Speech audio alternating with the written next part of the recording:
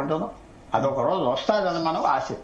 Okay okay Paparao గారు, sir ఇంతకుముందు cut అయింది మీది. ఎస్ ఎస్ మీరు చెప్తున్నారు ఎంకిపల్లి సుబ్బి చావుకు వచ్చింది అన్నట్టు. యా, సో అట్లా అనుకోవాలా మనం? అంటే దానికి ఇప్పుడు మనం ఎవరి వైపు ఉండాలి? రష్యానా ముఖ్యమా, అమెరికా ముఖ్యమా? అంటే ఇందాక పెద్దలు మన మిత్రులు బీజేపీ నుంచి అనుకుంటా ఆయన తెలియదు అది అయితే రష్యానా అమెరికానా కాదు అన్నట్లుగా చెప్పారు ఆయన. మనం అందరినీ ఎవరిని నమ్మటంలో అందరితో ఉంటున్నాము, ఒకళ్ళతో అని కాదనేది. కానీ అలా లేదు.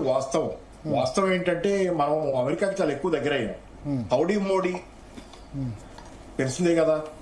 హౌడీ మోడీ అంటే మోడీ గారు ఎలక్షన్ క్యాంపెయిన్ చేశారు ట్రంప్ కి. అంత దగ్గర అయిన తర్వాత అదంతా ఎంబరాసింగ్ గా మారిన సిచ్యువేషన్. ఈసారి second term Trump second term లో మన మోడీ గారి సంబంధాలు అమెరికాతో, ట్రంప్ తో ముఖ్యంగా ఎంబరాసింగ్ గా మనకు మారిన పరిస్థితిని చూసాం. కాబట్టి ఏంటో మనం ఎవరికి దగ్గర కాకుండా లేవు, అమెరికాకి చాలా ఎక్కువ దగ్గర అయ్యాం. అదే మనకి ఇబ్బందికరమైనటువంటి వాస్తవంగా ఉంది. నేను ఇక్కడ చెప్పేది ఏంటంటే సైద్ధాంతికంగా అదొక మితవాద పార్టీ. ఇది ట్రంప్ రిపబ్లికన్ పార్టీ ఈ రోజు మేక్ అమెరికా గ్రేట్ అగైన్ అనేది వెరీ కన్సర్వేటివ్, వెరీ రైటిస్ట్ మితవాద పార్టీ. బీజేపీ కూడా మితవాద రైటిస్ట్ పార్టీ. సో ఐడియాలజికల్ గా ఆలోచనల పరంగా వాళ్ళ మధ్య సిమిలారిటీ ఉండొచ్చు. గ్లోబల్ గా రెండు దేశాల్లో వేరువేరుగా ఉన్నా అది తప్పు లేదు. కానీ దేశ ప్రయోజనాల దగ్గరికి వచ్చేసరికి ఈ ప్లే చేయకూడదు. కానీ అది జరిగింది.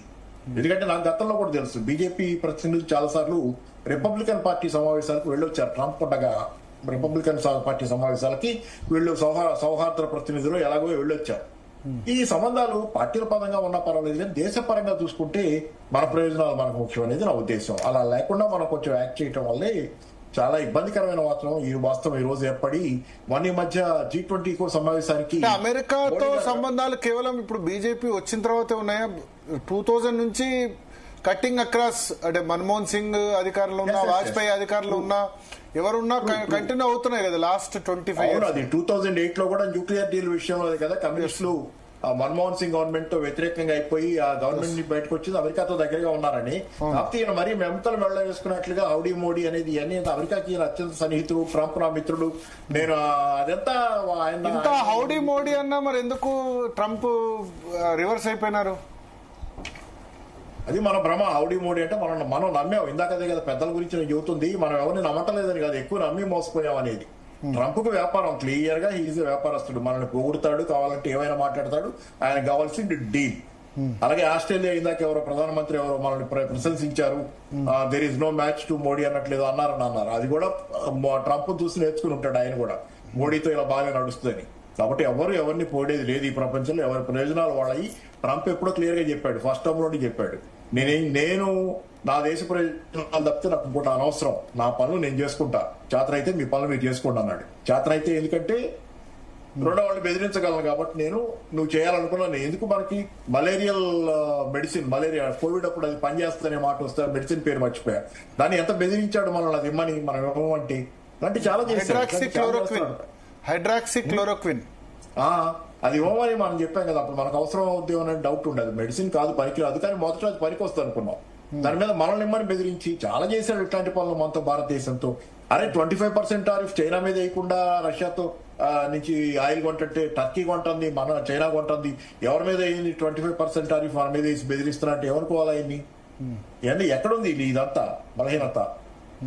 ఎక్కడుంది బలహీనత? ఏం చేస్తున్నాడు? యూరోపియన్ యూనియన్ రష్యాతో చక్కగా వ్యాపారం చేసుకుంటుంది, అమెరికా వ్యాపారం చేసుకుంటుంది. భారతదేశం వ్యాపారం చేస్తే వీళ్ళకి వచ్చిన బాధ ఏంటి? అంటే ఎవరు లోకుగా దొరికితే వాడు, అది అలా లోకు కాకూడదు అనేది మనం గంభీరంగా ఉండాలి. ఈ విషయంలో నేను ఇందిరాగాంధీ రాజకీయాలని నా రాజకీయాలు కాకపోవచ్చు, కానీ ఇందిరాగాంధీ చాలా ప్రశంసనీయమైన పాత్ర ప్రపంచ రాజకీయాల్లో. ఇందిరాగాంధీ ఎంత చిన్న దేశం, అంటే చిన్న అంటే బలహీనమైన, ఆ రోజు ఆయుధ పరంగా కానీ పెద్ద దేశమే, జనాభా పరంగా పెద్దది. అంతేగాని ఏముంది మన దగ్గర ఆ రోజు? ఇందిరాగాంధీ గాంభీర్యం ఉంది, ఇందిరాగాంధీ ధైర్యం ఉంది ఆ రోజు. అంతకంటే ఏం లేదు మనకు ఆ రోజు. అరే అపర దుర్గాదేవ్ అని చెప్పి వాజ్పేయి గారే పార్లమెంట్ లో పొగిడారు బంగ్లాదేశ్ యుద్ధంలో. కాబట్టి అట్లాంటి పాత్ర ఈ రోజు మనం. అంతేగాని ఎవరు పొగిడితే వాళ్ళకి మళ్ళా ట్రంప్ కూడా అలాగే చేస్తున్నాడు. ట్రంప్ పాకిస్తాన్ మునీర్ పొగిడితే పడిపోతాడు.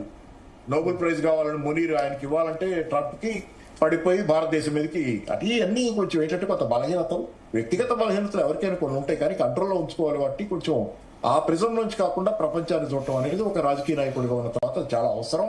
అది కూడా ముఖ్యంగా దేశాధినేతగా ఉన్నప్పుడు. ఆ బలహీనతలు మనల్ని ఈ రోజు ఇబ్బంది పెడుతున్నాయి. ఎందుకంటే లేకపోతే రష్యాతో దగ్గరగా ఉండడానికి ఎవరు కావాలి, ఎవరికి చెప్పాలని మనం వాడికి జవాబు చెప్పాలి. రష్యాతో దగ్గరగా ఉండడానికి రష్యా ఎంత మనకి దగ్గర దేశం, ఎన్నిసార్లు సాయం చేసింది, గత చరిత్ర, ఈ రోజు దాకా గతంతో ఎంత సంబంధం ఉంది మనకి, ఎవరికైనా అసలు కానీ ఇప్పుడు మన రష్యా అమెరికా అంటే ఒక నిమిషం పాపారావు గారు, మీకు రెండే ఛాయిస్లు ఇచ్చి రష్యా అమెరికా ఎవరో ఒకళ్ళు చూజ్ చేసుకోమంటే మీరు ఎవరిని చూజ్ చేసుకుంటారు? పుల్లారావు గారు ఏమంటారంటే రష్యా సెట్టింగ్ సన్, అస్తమిస్తున్న సూర్యుడు అంటే సెట్టింగ్స్ అనేది ఏదో సాయంకాలం కాదు, టైం. ఒక నిమిషం వాసుదేవ్ గారు, సారీ భరత్ గారు ఒక మాట నేను చూజ్ చేసుకోమంటే, ఎందుకంటే మీరు సెట్టింగ్స్ అన్నారు చూసారా, దీని దగ్గర సర్దార్ వల్లభాయ్ పటేల్ సెక్రటరీ నాకు గుర్తొచ్చాడు.